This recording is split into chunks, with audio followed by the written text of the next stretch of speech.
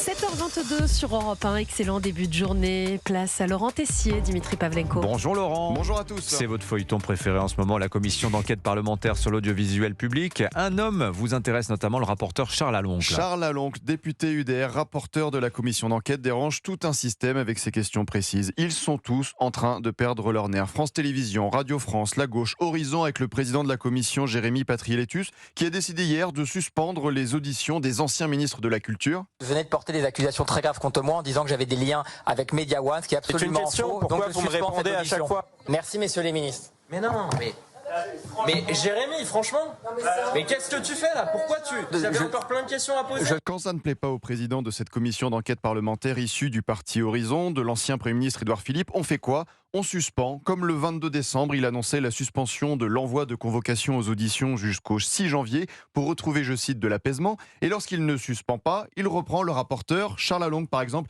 avec Patrick Cohen de France Inter en décembre dernier. Merci Monsieur Cohen. Le 18 juin dernier, vous receviez Rachida Dati sur le plateau de C'est à vous. Non, attends, monsieur le rapporteur, monsieur le rapporteur, ça suffit maintenant. Quand le rapporteur interrogeait Thomas Legrand de Libération. Est-ce que vous le regrettez? Monsieur le rapporteur, monsieur le rapporteur. Non. Et ça ne répond pas directement aux questions du rapporteur. Panique à bord à France Télévisions avec les salaires. Silence total depuis le début de la commission sur les montants. On ne dit rien. La direction de France Télé, et ce sera une règle qui va s'appliquer à tout le monde, estime que ces informations sont confidentielles et nous a demandé de ne pas les adresser publiquement. L'audiovisuel public, c'est 4 milliards d'euros, notre argent, nos impôts. Et pour le coup des programmes comme C'est dans l'air ou C'est à vous, silence total, on ne dit rien non plus. Je connais les coûts des programmes, je n'ai pas la responsabilité de les négocier. Il relève du secret des affaires. Alors comme l'audiovisuel public ne veut pas tout dire devant la commission en temps réel, le rapporteur Charles Aloncle partage des informations et on découvre à chaque fois des choses extraordinaires. Sur les 65 primes qui sont recensées et accordées aux salariés de Radio France, on retrouve une prime coiffure.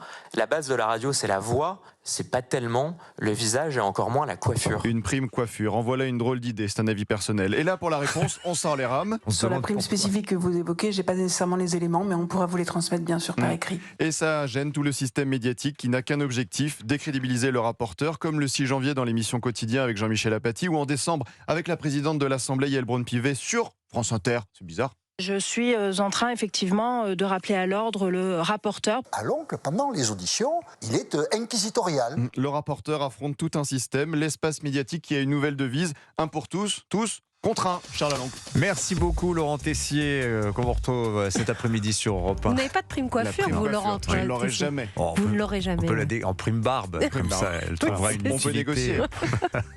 Allez, on vous retrouve sur Europe 1 cet après-midi, 16h-18h, Pascal Pro et vous.